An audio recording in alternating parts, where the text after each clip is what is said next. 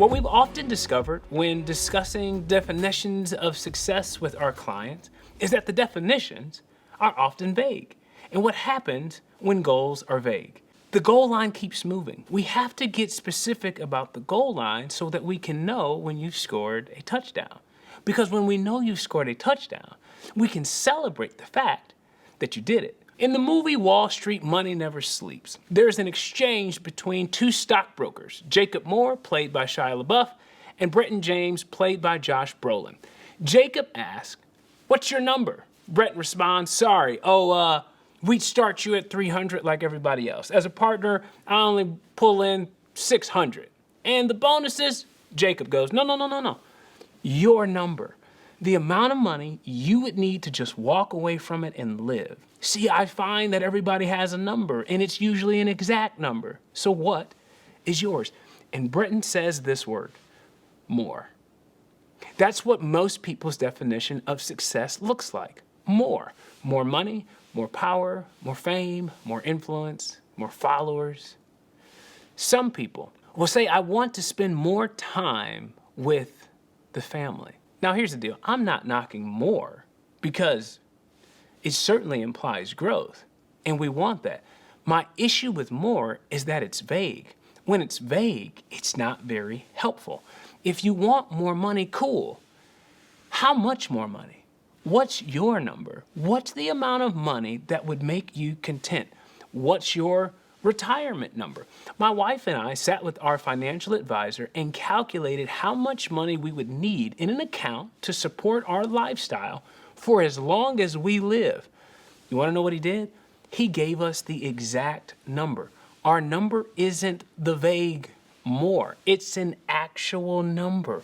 When you have an exact number for your goals, you know why you're working so hard. If you want to grow the company, what does that mean to you specifically? I sit with a lot of people who say they want to write a book. I always ask, what kind? How many words are you thinking? Are you self-publishing? Do you want to be an author? Or do you simply want to encapsulate your incredible story into a manuscript? If you want to be an author, it's going to be a lot of work. But getting specific with your goals allows you to get specific with your direction. If you want a bigger house, how much bigger? What's the square footage? Where do you want it to be?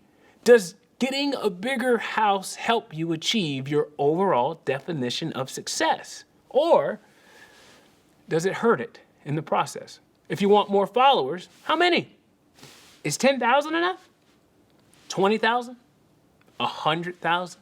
A million? If you want to start a podcast, how many episodes do you want released a month? How many listeners and downloads would make you feel successful? If you want to start creating content for people to watch and be inspired by, more views isn't successful. You need a number if you want to level up. If you want to spend more time with your family and friends, I would say, well, how much more time? Measure it. Count the days. One of my best friends lives about an hour away. And we talk almost every day, but it's rare that we actually get to see each other. So we started intentionally scheduling lunches once a month where we'd meet halfway. It was specific.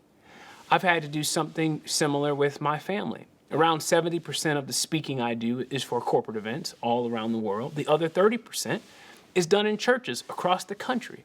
What that 30% requires is travel on the weekends when my kids have the most free time. So one day, I had to sit down and do the math. From the time my children are born to the time they go to college, there's 936 Saturdays. I get 936 weekends with my kids before we could become empty nesters. About half of those are already gone with my oldest. So I had to get very specific and strategic with my weekends. That led me to limiting the amount of weekends I would be out speaking in order to spend a specific amount of time with my family. This also includes me bringing my family with me on trips from time to time.